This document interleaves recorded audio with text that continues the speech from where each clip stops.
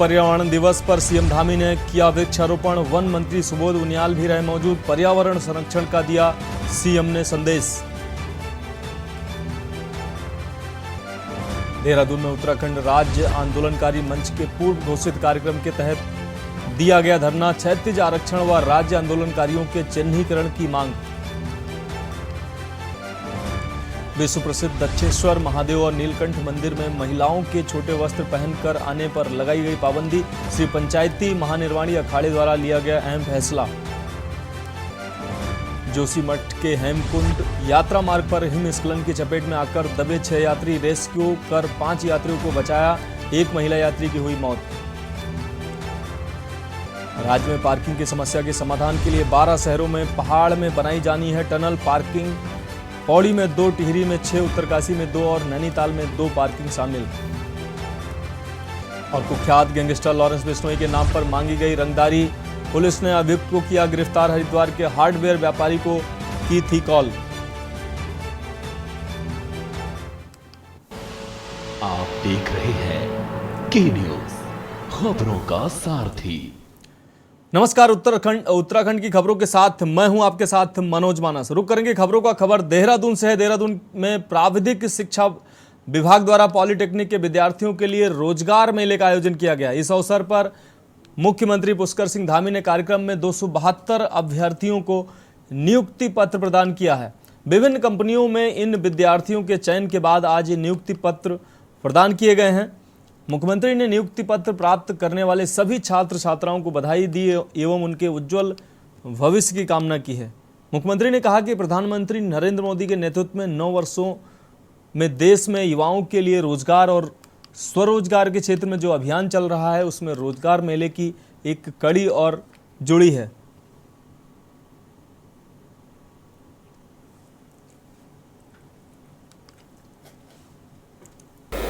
संकल्प कि अगले 1 साल के अंदर 10 लाख लोगों को रोजगार दिया जाएगा। उस क्रम में उत्तराखंड में भी जो हमारे यहाँ पर जितने भी रिक्त स्थान हैं उन सभी रिक्त स्थानों को भरने की प्रक्रिया लगातार जारी है। उसी क्रम में आज प्रावधिक शिक्षा के 2100 से भी ज़्यादा जो बच्चे जो विभिन्न संस्थानों में जिनको प्लेसमेंट मिला है उन सभी को आज नियुक्ति पत्र दिए जा रहे हैं। और हमारा प्रयास है कि आने वाले समय में जहाँ जो सरकारी नियुक्तियाँ हैं उनको 100% भरना है। उसके लिए लगातार जो कैलेंडर है वो हमारा जारी है। उस कैलेंडर के अनुरूप लगातार परीक्षाएं हो रही हैं। वहीं जो हमारे औद्योगिक संस्थान हैं उन औद्योगिक संस्थानों से भी एक म्यूचुअल अंडरस्टैंडिंग के तहत जितने भी हमारे यहाँ पर प्रावधिक शिक्षा के तकनीकी शिक्षा के जो संस्थान हैं उन संस्थानों के छात्र जो अपनी पढ़ाई पूरी कर लेते हैं उनका प्लेसमेंट उनके कैंपस के आधार पर और ऐसे रोजगार मेलों के माध्यम से हो। उसके लिए और भी जो आगे प्रक्रिया है उसको भी हम आगे बढ़ाएंगे। और हमारा प्रयास है कि जो हमारे छात्र एवं छात्राएं जिन्होंने अपनी शिक्षा किसी भी क्षेत्र में पूरी कर ली है, अपना ट्रेनिंग पूरा कर लिया है, उन सभी को रोजगार मिले। उसके लिए जो भी प्रयास सरकार की तरफ से करने होंगे वो करेंगे। और निकट भविष्य में रोजगार को लेकर नई रोजगार की नीति भी हम सर्जित करने पर विचार करेंगे। हल्द्वानी से जहां भाजपा की राष्ट्रीय उपाध्यक्ष और उत्तराखंड की सह प्रभारी रेखा वर्मा और केंद्रीय रक्षा राज्य मंत्री अजय भट्ट पहुंचे हैं। यहां पत्रकार वार्ता के दौरान उन्होंने भाजपा के महा जनसंपर्क अभियान के बारे में जानकारी दी और पीएम मोदी के नेतृत्व में केंद्र सरकार के 9 साल पूरे होने पर उपलब्धियां गिनाई। कहा कि इस जनसंपर्क अभियान में भाजपा का प्रत्येक कार्यकर्ता डोर टू डोर संपर्क करेगा। वहीं इस दौरान सह प्रभारी रेखा वर्मा से जब पूछा गया कि 2000 के नोट बंद करने का फैसला सरकार द्वारा क्यों लिया गया है तो वह हंसने लगी और सवाल को टालने की कोशिश करने लगी। पर मीडिया के सामने वह केवल इतना कहकर बच निकली कि यह फैसला सरकार द्वारा कुछ सोच समझ कर ही लिया गया होगा, इसका फायदा ही होगा और दूरगामी परिणाम सामने आएंगे।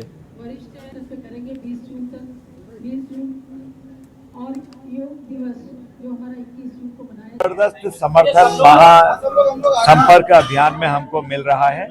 आज पूरे देश में इसी तरह जैसे प्रेस यहाँ पर भी अलग अलग क्षेत्रों में अलग अलग दिवस पर हमारे बड़े नेता, हमारे सांसद, हमारे पदाधिकारी कर रहे हैं और इसकी यूटिलिटी क्या है, उपयोग क्या है, और हमने 9 सालों में क्या किया, हम ये बता रहे हैं। महंगाई की बात आ रही है, हम 3 सिलेंडर गरीबों को मुफ्त में दे रहे हैं, ये सब आपको पता है। 3 सिलेंडर मुफ्त में दे रहे हैं। मॉर्गन स्टैनली जो वित्त के बारे में विश्व को पूरा संदेश देती है, सर्वे करती है देशों का, उसके बाद डिक्लेयर करती है कि किसकी क्या स्थिति है। महासंपर्क अभियान जो चल रहा है वो हमारा 30 मई से लेकर 30 जून तक चलेगा और इस बीच में हम बहुत सारे ऐसे कार्यक्रम करने वाले हैं। उसमें एक हमारा ये प्रेस का भी कार्यक्रम था, दूसरा सोशल मीडिया, हमारा प्रबुद्ध सम्मेलन, हमारा युवा मोर्चा का एक कार्यक्रम रहेगा। इस तरह से हमने 8-9 कार्यक्रम लिए हैं और एक महारैली होगी हमारी जो हर लोकसभा में की जाएगी।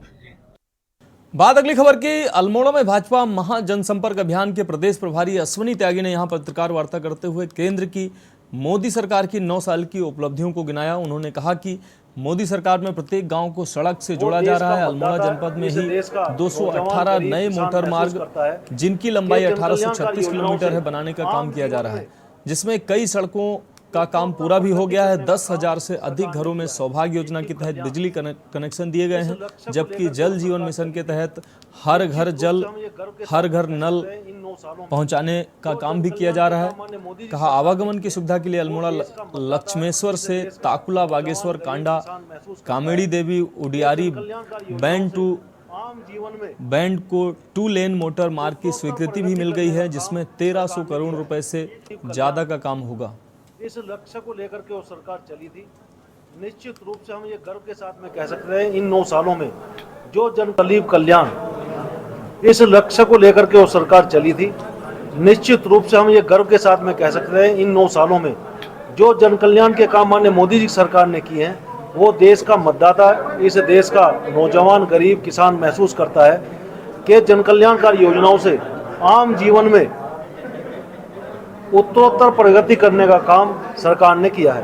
9 साल बहुत ही बेमिसाल रहे। निश्चित रूप से ये 9 साल पूर्णतः गरीबों को समर्पित रहे, किसानों को समर्पित रहे, सैनिकों को समर्पित रहे, हर एक उस व्यक्ति को समर्पित रहे हैं जो कि बिल्कुल पंक्ति के अंतिम छोर में बैठा हुआ था।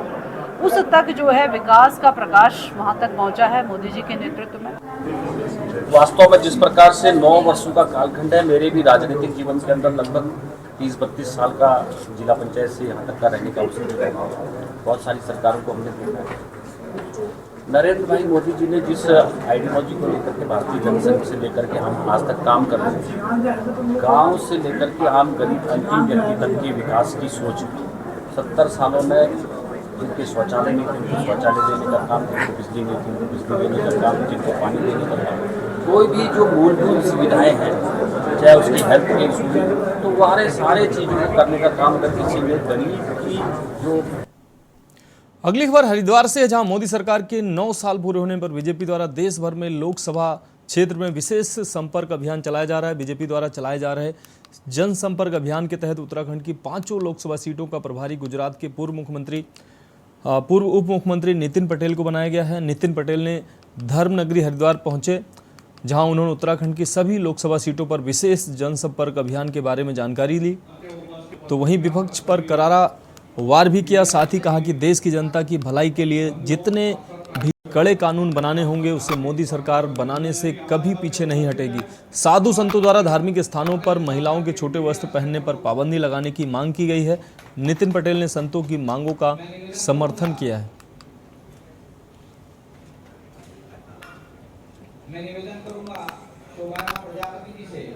भाजपा अब नरेंद्र भाई मोदी जी के नेतृत्व में इतना सक्षम, इतना शक्तिशाली, इतना लोकप्रिय हो चुका है कि देश के जो हमारे विपक्ष की पार्टियां है वो 2-4 मिलके तो हमारे सामने लड़ ही नहीं सकती।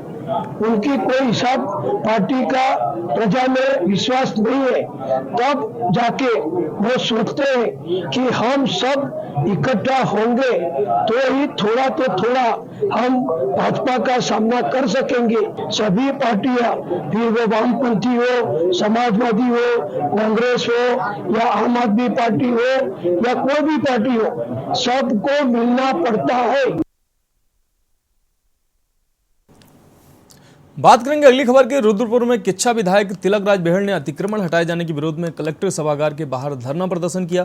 इस दौरान बेहड़ के साथ सैकड़ों की संख्या में लोग किच्छा समेत अन्य स्थानों से धरने पर बैठे। धरना प्रदर्शन में लोगों ने सरकार के खिलाफ जमकर नारेबाजी करते हुए अभियान को रोके जाने की मांग की है। साथ ही अब तक हटाए गए लोगों को बसाने की भी मांग की गई है। मांग पूरी नहीं करने पर उग्र आंदोलन की चेतावनी भी दी गई। आपको बता दें कि धरना प्रदर्शन के दौरान किच्छा विधायक तिलक राज बेहड़ ने धामी सरकार पर तंज कसते हुए कहा कि भाजपाई अधूरा नारा लगाते हैं। अटल जी ने बनाया है, मोदी जी संवारेंगे, लेकिन आगे नहीं बताते हैं कि धामी जी उजाड़ेंगे। अतिक्रमण टूटने वाले दिन वह भ्रम भोज करके निकल जाते हैं। साथ ही अब तक अतिक्रमण के नाम पर हटाए गए लोगों को विस्थापित किया जाए। इस दौरान पालिका अध्यक्ष मीना शर्मा, जगदीश तनेजा, संजय जुनेजा, सुमित्र भुल्लर, दर्शन कोली, सुभाष बेहड़, विक्रमजीत सिंह और भूपेंद्र चौधरी समेत कई लोग मौजूद रहे।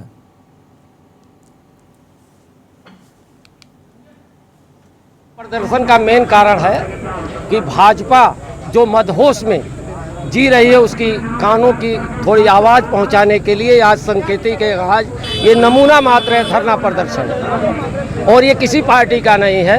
ये केवल उत्पीड़न के शिकार जो लोग हैं उसकी वजह से ये है। आज जो 2,500-3 हज़ार आदमी आपको दिख रहा है, जबकि देश की पहली चुनाव जो हुआ था 1992 में हुआ था, और जो पहले मुख्यमंत्री थे गोविंद बल्लभ पंत जी ने इस तराई को बसाया था, और इस तराई को एनडी तिवारी ने सजाया और संवारा है। जो कि भाजपा के लोग सत्ता के नशे में गोविंद बल्लभ पंत और एनडी तिवारी के सजाए हुए क्षेत्र को आज उजाड़ने का काम कर रहे हैं। इसलिए आज जनता यहाँ पर कलेक्ट्रेट के सामने खड़ी है। अब बात करेंगे अगली खबर की। भारतीय किसान यूनियन रोड के राष्ट्रीय अध्यक्ष चौधरी पदम सिंह रोड के नेतृत्व में सैकड़ों किसानों ने वोट क्लब स्थित डीजीएम कार्यालय का घेराव किया। इस अवसर पर अधीक्षण अभियंता का घेराव कर किसानों की विद्युत समस्याओं से जुड़ी मांग को 15 जून तक हल नहीं किया गया तो भारी संख्या में किसानों को लेकर कार्यालय पर धरना प्रदर्शन कर अधिकारियों का घेराव किया जाएगा। वहीं भाकियू रोड के राष्ट्रीय अध्यक्ष पदम सिंह रोड ने कहा कि किसानों का बड़े स्तर पर शोषण किया जा रहा है। किसानों के द्वारा बिजली के बिल का भुगतान किए जाने के बाद भी उन्हें विद्युत विभाग की तरफ से सुविधाएं नहीं मिल पा रही हैं। क्या है, जो अधिकारियों की जो हठधर्मी है उसी को लेकर आज एक धरना देने का प्रोग्राम यहाँ एसपी साहब के यहाँ किया गया था, और एसपी साहब ने भी ये कबूल किया है कि क्षेत्र में कुछ विभाग की तरफ से भी ऐसी समस्याएं हो रही है जो नहीं होनी चाहिए। उन्हीं सब बातों पर आज बैठ कर बातचीत हुई है।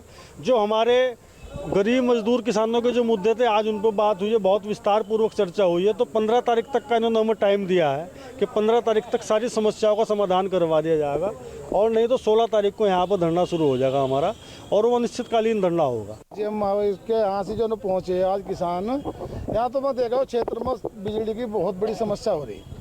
कहीं तो तार लटक रहे, कहीं खंभे टूट गए, कहीं ट्रांसफार्मर फूक गए, एक छापे के नाम पर जो लूट हो रही है, इसके बारे में विशेष करके हमने कहा है इनके एसडीओ खुद कबूल करे कि हम घर में नहीं घुसे। भाई तुम घर में नहीं घुसे तो तुम्हें किकर पता लगे ऐसी चल रहा है भीतर या हीटर चल रहा है। अगले अंदाज तो भर दिया, अंदाजा क्या मतलब है, अगला को तो नुकसान होगा तो 2 लाख के तुम जुर्माने भर रहे, यो हम देने के नहीं और आगे या हठधर्मी चलने के नहीं। खबरों में वक्त है अभी एक ब्रेक का, जल्द लौटते हैं। आप देख रहे हैं की न्यूज, खबरों का सारथी।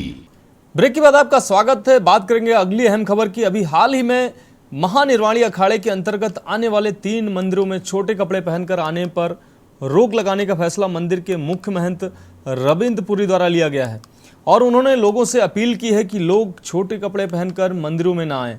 महंत रविंद्र पुरी की इस पहल का हरिद्वार के अन्य साधु संतों ने भी समर्थन किया है। सांभवी धाम के पीठाधीश्वर स्वामी आनंद स्वरूप और बड़ा अखाड़ा के महामंडलेश्वर स्वामी रूपेंद्र प्रकाश ने इस पहल का स्वागत किया है और कहा है कि हरिद्वार ही नहीं बल्कि पूरे उत्तराखंड के मंदिरों में ड्रेस कोड लागू होना चाहिए। देखिए हमारी खास रिपोर्ट।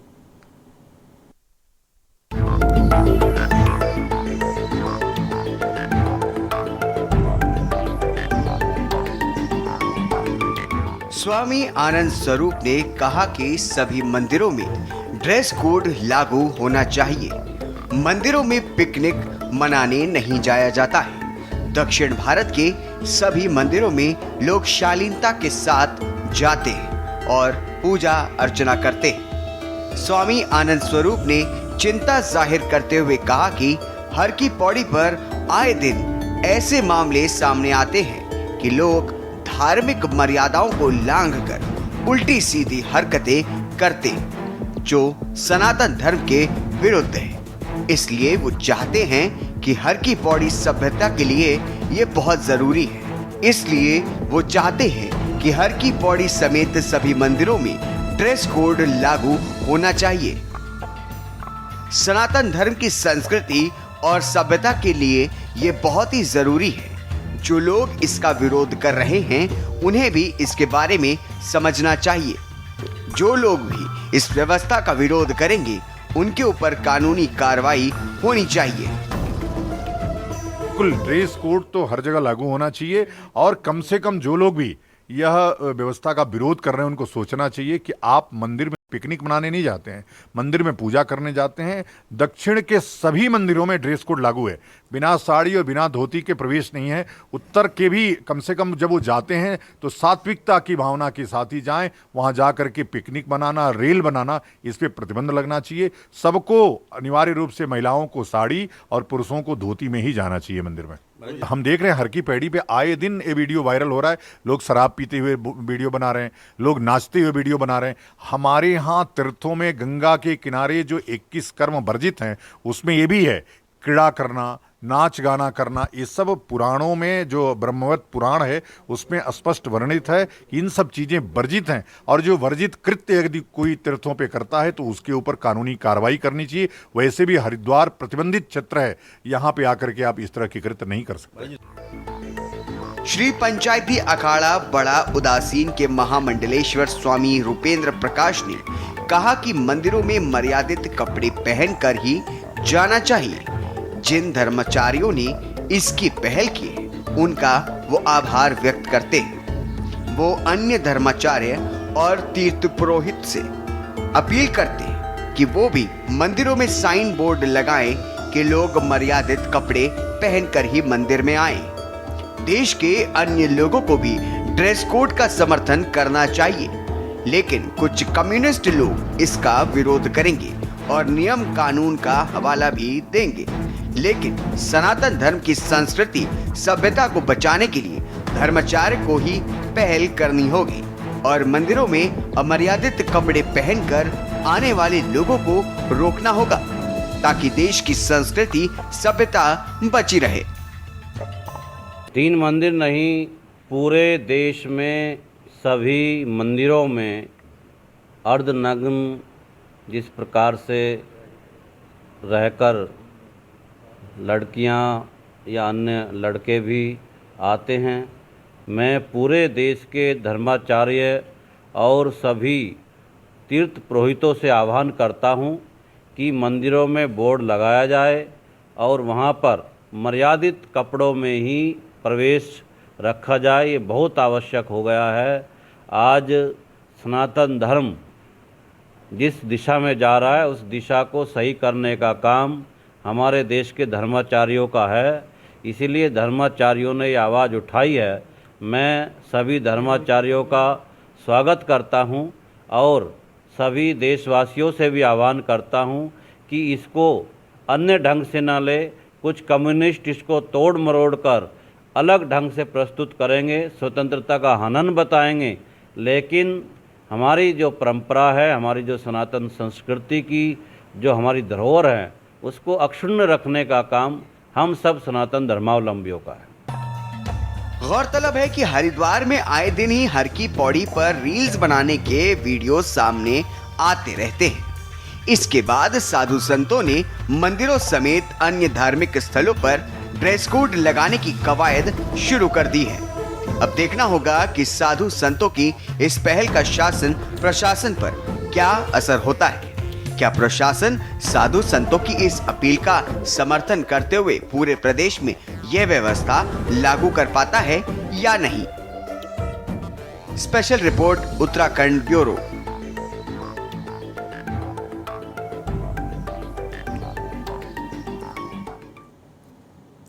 बात करेंगे अगली खबर की। खबर लक्सर से है, जहां कोतवाली पुलिस के साथ वन विभाग की टीम ने कोतवाली परिसर व उप जिलाधिकारी लक्सर के निवास परिसर में वृक्षारोपण कार्यक्रम का आयोजन किया है, जिसमें कई प्रजातियों के 50 से अधिक पेड़ लगाए गए हैं। वहीं लक्सर सीओ मनोज ठाकुर ने बताया कि वृक्षों के बिना जीवन की कल्पना भी नहीं की जा सकती है। धरती को हरा भरा रखने के लिए सभी को मिलजुल कर प्रयास करने होंगे।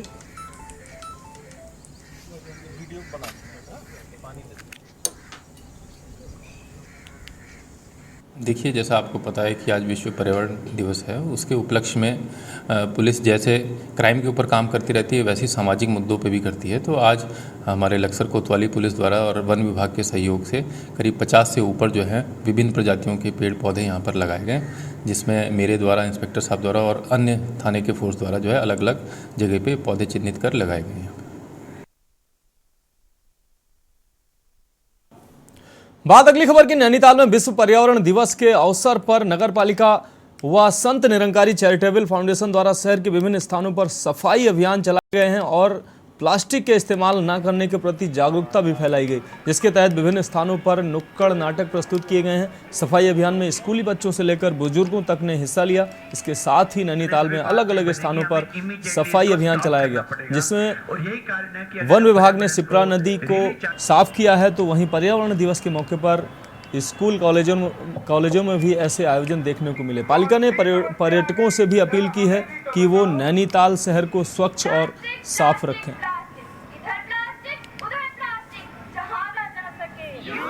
चंद्रलाल शाही स्मृति में उनका जन्म शताब्दी समारोह मना रहे हैं और जैसा कि सभी जानते हैं कि वो बहुआयामी व्यक्तित्व के धनी थे और उन्होंने उस धनी थे पहाड़ को कोई भी नहीं जानता था। तो उस दौरान उन्होंने शिक्षा की अलग जगाने के लिए विद्यालय के वो हमारे निरंतर 50 वर्षों से अधिक समय तक प्रबंधक रहे और उन्होंने हमेशा एक अभिनव प्रयोग किए और शिक्षा को रोजगार से जोड़ने का उन्होंने निरंतर प्रयास किया। उसमें उनके का ये मोमबत्ती था और ये मोम पैकिंग है और हमारा मशरूम उत्पादन है, माउंटेन ट्रेनिंग हमारी जो यहाँ पर ये संस्था है, उस संस्था की स्थापना भी आपके द्वारा की गई और आप प्रकृति और पर्यावरण से बेहद लगाव और प्रेम रखें। स्वच्छता मिशन चलाया जा रहा है। ये प्रतिवर्ष संत निरंकारी द्वारा एक अभियान चलाया जाता है। इसमें नगर पालिका सहयोग करती है इनको। इसको लेकर इनके अनुग्राही जितने यहाँ पर इकट्ठा होते हैं और हमारी टीम के साथ वो विभिन्न क्षेत्र नैनीताल के जितने विभिन्न क्षेत्र वहाँ जाके सफाई का अभियान करते हैं। ग्रीन नैनीताल का एक मकसद के माध्यम से कर रहे हैं और आपके माध्यम से कहना चाहता हूँ कि पर्यावरण दिवस है तो मैं चाहता हूँ कि प्लास्टिक फ्री हमारा नैनीताल के साथ साथ उत्तराखंड और हिंदुस्तान होना चाहिए, क्योंकि आने वाले टाइम में अगर प्लास्टिक फ्री नहीं रहा तो पर्यावरण के लिए बहुत दिक्कत का कार्य है। उत्तराखंड की खबरों में अभी के लिए इतना ही। मुझे दीजिए इजाजत और आप देखते रहिए के न्यूज़ इंडिया।